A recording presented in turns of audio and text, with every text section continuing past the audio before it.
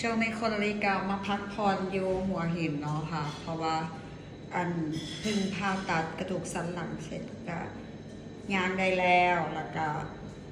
ยังต้องพักฟื้นกระดูกสันหลังก็เลยแบบมาเซาอันพุเวลาแล้วก็มาอยู่หัวหินแบบเพื่อจะได้อากาศ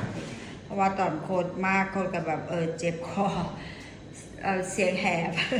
ยังเป็นเสียงแหบอยู่หายมาเบิ้งแผลแล้วเพราะว่า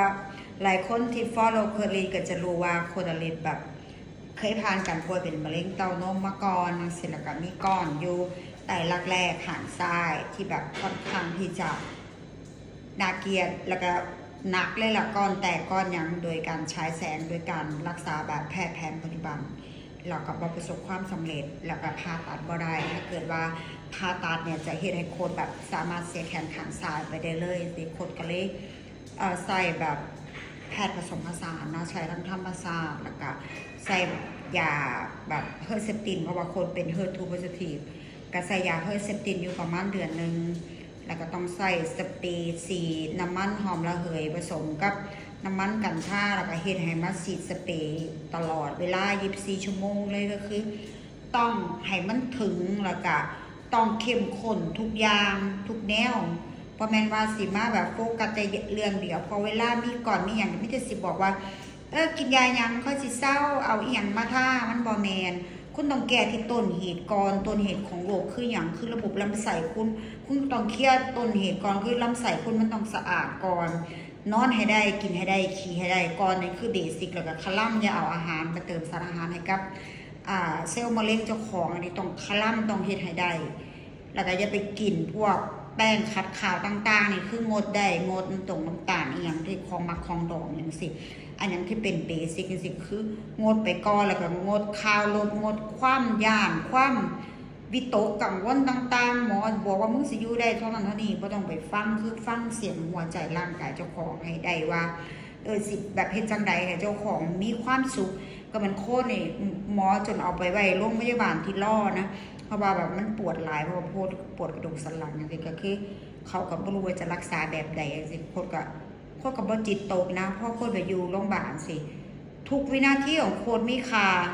ก็คือถ้าเกิดว่ามื้นตานอนบ่หลับสิก็ต้องกลัวซากก็ต้องขูดต้องใส่ซ่อมเสียงต้องใส่น้ำมันหอมระเหยทุกอย่างต้องเฮ็ดทุกวินาทีให้มีค่าแล้วก็อยู่กับร่างกายเจ้าของเรียนรู้ว่าตรวจค่าเลือดเจ้าของหมอบอกค่าเลือดมาแล้วก็ศึกษาหาความรู้เสิร์ชไปใน ChatGPT ก็ได้ว่าค่าเลือดแบบนี้ต้องเฮ็ดแบบใดจังซี่แก้แบบใดอย่างนี้ต้องเฮ็ดการบ้านอยู่ตลอด24 ชั่วโมงนี่คือสิ่งที่โคตรเฮ็ดบ่เคยขาดแม้แต่มือเดียวแล้วก็ของเสียนี่คือถ้าห้ามท้องผูกแม้แต่มือเดียวอันนี้โคตรก็เฮ็ดมาตลอดโคตรก็ต้องส่วนหลังลำไส้เพื่อจะให้มันทันเพราะบางเทื่อลำไส้เฮามันบ่ทันจังซี่มันบ่อยากทายสิเฮาก็ต้องแบบเฮ็ดให้เฮาทายก่อน9 โมงคือเฮ็ดให้มันเป็นเวลาสิคนก็จะให้มาเบิ่งแผลว่าบางคนสิบอกว่าคนคิดตัวบ่ว่าแบบพานี่เศร้าบ่อย่างสินะการมาเบิ่งว่าแผลตอนแรกโคตรเพี้ยนเอาร่างกายเจ้าของมาเนี่ยว่ามันแบบสามารถกลับมาใช้ชีวิตปกติได้แล้วก็สวยสดใสเหมือนเดิมสิ่งนี้คือสิ่งที่โค้ด